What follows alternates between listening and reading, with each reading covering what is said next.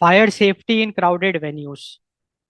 तो देखो, अगर हम fire safety in crowded venues की बात करें, लाइक भीड़ भाड़ वाली जो जगह होती है, पब्लिक प्लेसेस होती है, वहाँ पे फायर सेफ्टी बड़ा इंपॉर्टेंट है। क्योंकि आप इमेजिन करो कि भीड़ भाड़ वाली जगह में अगर अचानक से आग लग जाए तो कितना बड़ा वो डिजास्टर हो सकता है।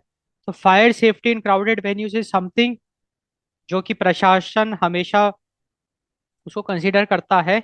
एंड आम आदमी को भी इसकी जानकारी होनी चाहिए, अवेयरनेस होनी चाहिए कि क्राउडेड वेन्यूज में फायर सेफ्टी हम कैसे कर सकते हैं।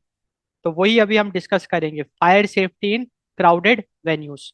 तो fire safety in crowded venues is a complex discipline that integrates proactive risk assessment. तो प्रोएक्टिव रिस्क असेसमेंट का मतलब पहले से ही रिस्क को भांप लेना।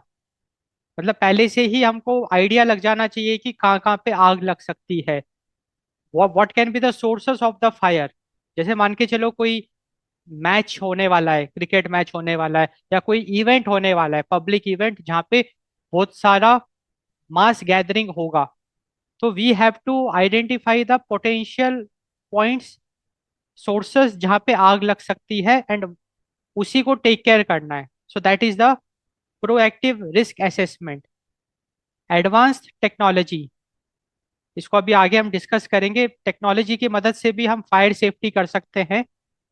And strategic crowd management. तो तीन यहाँ पे बहुत महत्वपूर्ण चीजें हैं जिसको हम डिटेल में डिस्कस करेंगे। तो अगर हम fire safety in crowded venue की बात करते हैं तो तीन आयाम हैं। पहला आयाम है रिस्क असेसमेंट। जो भी वो पब्लिक प्लेस है वहां पे हमको रिस्क असेसमेंट करना है, वहां पे हमको एक चेकलिस्ट बनानी है कि कहाँ कहाँ पे आग लग सकती है। उसको हम कह सकते हैं हॉटस्पॉट्स। हॉटस्पॉट्स आइडेंटिफाई करने हैं, और उसका ऑडिट करना है कि क्या वहाँ पे सारे सेफ्टी मेजर्स कंसीडर करे गए कि नहीं करे गए।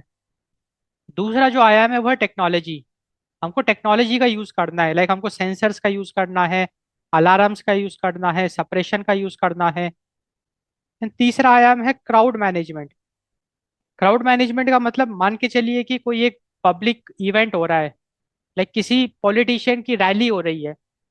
कल को अचानक से कुछ अगर आग लग जाती है तो स्टैम्पेड हो जाएगा, क्योंकि इतनी भीड़ होगी वहां पे। तो हमको प्रॉपर फायर एग्जिट्स देने होंगे। आपने देखा होगा कि जो भी पब्लिक प्लेसेस होती है, ऑडिटोरियम्स होते हैं, वहां पे फायर एग्जिट होता है। तो फायर एग्जिट का मतलब ही यही है कि कल को अगर आग लग जाए तो उस रास्ते से आप इवैक्यूएट हो सकते हो। तो that is the crowd management. The flow, the communication, staff training. तो जो हाई ऑक्यूपेंसी स्पेसेस है, इन हाई ऑक्यूपेंसी स्पेसेस की अगर हम एग्जांपल की बात करें, स्टेडियम्स, जैसे क्रिकेट ग्राउंड हो गया, फुटबॉल ग्राउंड हो गया, स्टेडियम्स हो गए आपके, theatres, malls. So these are public places, these are high occupancy spaces जहाँ पे की मास ऑडियंस आती है। अगर हम थिएटर की बात करें तो एक भीड़ आती है पिक्चर देखने, मॉल में एक भीड़ जाती है शॉपिंग करने, टाइम स्पेंड करने। तो high occupancy spaces, so in high occupancy spaces the primary danger is often not the fire itself but the uncontrolled crowd movement caused by panic. तो हाई ऑक्यूपेंसी स्पेसेस में जो main खतरा है वो है uncontrolled crowd movement. क्योंकि अगर आग लगी तो आग तो बुझाई भी जा सकती है। तो fire is not the primary danger in crowded places, in high occupancy spaces.